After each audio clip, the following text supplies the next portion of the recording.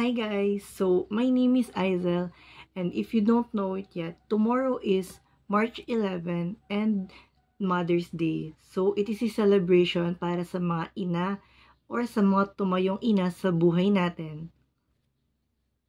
So let's just have a little bit of background on what is Mother's Day all about. So Mother's Day is a celebration honoring the mother of the family, as well as motherhood, maternal bonds, and the influence of mothers in our society. And it is celebrated in different many parts of the world. And it also celebrated in different times or days. But here in Philippines, Mother's Day is celebrated on March 11.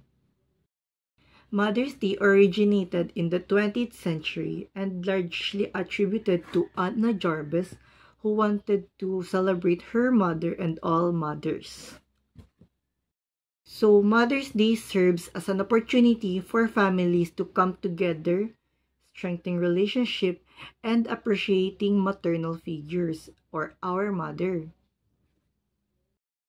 So Mother's Day is a day of heartfelt occasion that emphasizes love, appreciation, and invaluable contributions of mothers in our society and to us as her family.